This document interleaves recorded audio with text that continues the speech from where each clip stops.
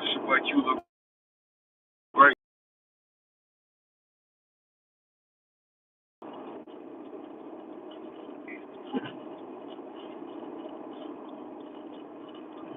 I'm on my way to the fucking house, man. Make one stop, and that's it, man. After that, I'm in the crib, man. I probably might be in. My goal is trying to be in for the rest of the fucking day. I ain't trying to do too much today, man. I'm trying to fucking chill and relax a little bit. I'm drained. It's taking every bit of me. It's taking every bit of energy for me to just keep going.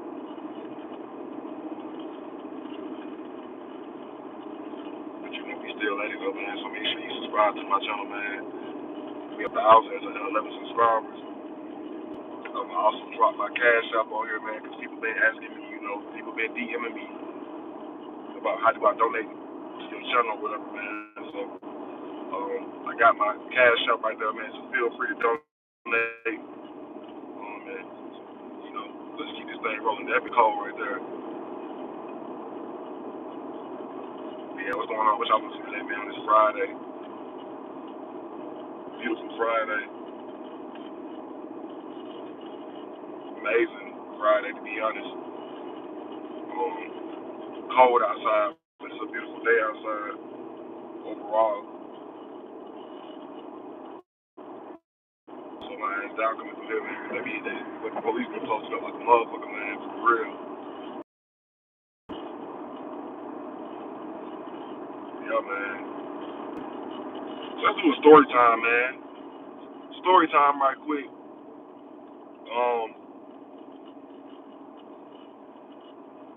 Story time. Why did I join the Air Force? That's the story time. That's story time today, man. Why did I join the Air Force, man? And did I enjoy my military experience? So back some years ago, I ain't gonna say how old I am, but back some years ago, my mom decided to move out of a small town and move to Atlanta. And at the time, I probably was like 5 or 6, right? And we stayed close to the airport. And the neighborhood I grew up in, um, there was constantly airplanes flying over. I'm talking about non-stop. I'm talking about planes flying over every 1 to 2 minutes, right? So with that made me fall in love with aviation. I was so fascinated by how fucking airplanes, how something that big could get in the air. So I started studying, the Wright brothers, how they got the plane to lift. And I also started studying Tuskegee Airmen. So, my mom realized, that I love airplanes. So it went from that to, okay, well, let's find a way for him to get closer to them. So I remember I was 13, and they had this flight camp. Well, I don't know how my mom was so connected, but she was. She knew this lady named Miss Renee, and Miss Renee just so happened to be an organizer of a flight camp. So I got an opportunity to go to flight camp. One of the most life-changing experiences I ever had at 13 years old. I got an opportunity. I was there for the camp was a week long, um, and I was there. Hi, somebody said hi. I can't pronounce your name. I only want to look your name up. How you doing though? Oluwa Oluwakemi. I could be wrong. Oluwakemi. How you doing? Yeah. So all right. So went to flight camp for a week. I met some really cool people. I got an opportunity to meet some Tuskegee Airmen. Um, and at the conclusion of the trip, at the conclusion of the camp, um, we had an opportunity to go. Well, we actually had an opportunity to fly, and we had an opportunity to take a field trip to DC. Now, guys, I'm gonna tell you, my first experience flying was damn near my last. Guys, they took my ass up in a fucking airplane the size of this Honda I'm riding in, literally, might be smaller to be completely honest. God damn. What the fuck? Traffic, dog. No matter what I try to do to beat traffic, bro, that shit's like, nope. It's gonna take me 21 to 23 minutes to travel 5 miles. Ain't that some bullshit? But yeah, though, so my first experience flying was like one of the most scariest things I ever experienced in my life. I don't know what anybody else's was. I'm pretty sure most people's first experience flying was in like a passenger jet. Wasn't no little ass fucking Cessna to where that bitch started to make a turn. That shit, like I remember being in this plane and I don't know what altitude we was at. It was all like black pilots and shit. But I remember going up and fucking he made a turn. I got my seatbelt on, and as we made the turn, I could look down and see the inside of Six Flags. I was scared as fuck, but obviously, we made it back. He landed the aircraft safely, and then I think the next week, maybe I can't remember how long the count was. The next week, we went to the Smithsonian up there in D.C. Now I had an opportunity to tour a air traffic control center. I had an opportunity to tour this I guess like this man had this airfield and he had a bunch of old World War II planes. They were just sharing stories about all kind of shit, man. So we had an opportunity to go to the Smithsonian. Man, I don't know if anybody's ever been to the Smithsonian, but it's one of the coolest things I ever seen in my life. Like getting a chance to see a space shuttle up close is fucking was crazy work.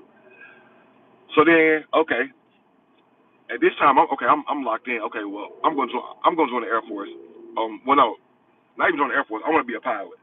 So my plan at 13, 14 years old was to, go to high school, obviously, do pretty good in high school, and attend Embry-Riddle University so I could learn how to fly, and then I was going to join the Air Force Academy.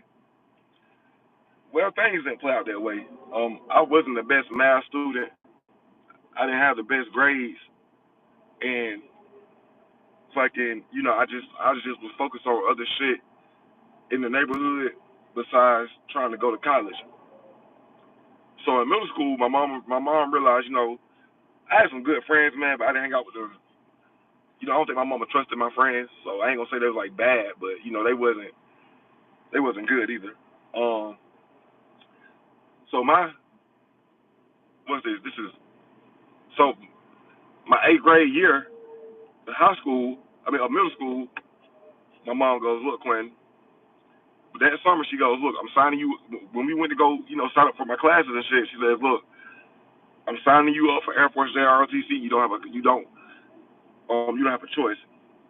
So I had heard about JROTC and shit, right? But I was like, man, you know what I'm saying? I'm not trying to be walking around with this fucking tight ass uniform on. Like, motherfucker be talking about me and shit. That's what I'm basically saying to her, but not in that way because I would have got popped in the fucking mouth.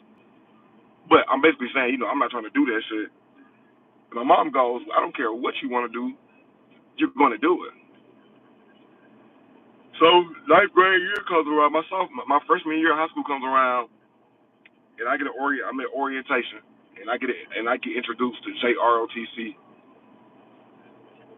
And honestly, I fell in love with it. Um, it was one of the easiest classes I had, straight up. And my instructors were very cool. They were very down to earth. Also, I had one that my mom knew, and I feared this lady, man.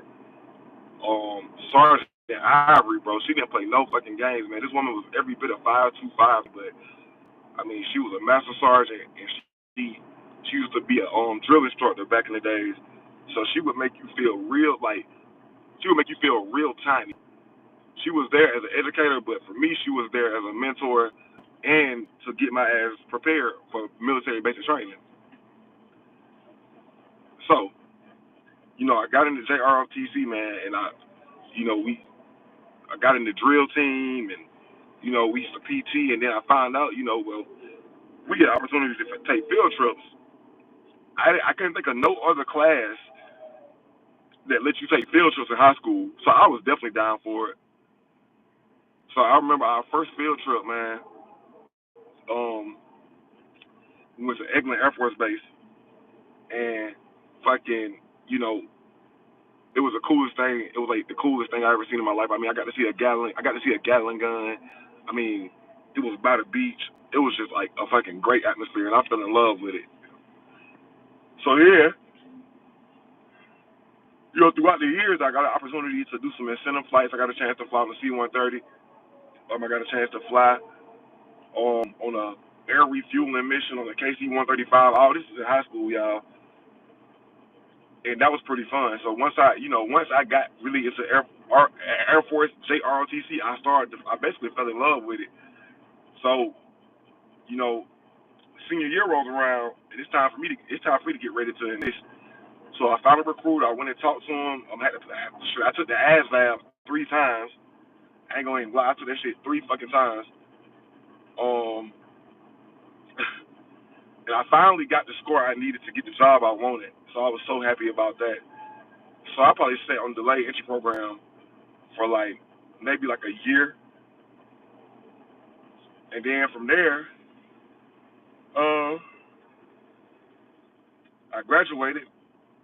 And then about I want to say after probably about maybe like a year after I graduated, close to like a year after I graduated, it was time for me to go. I remember going through MEPS.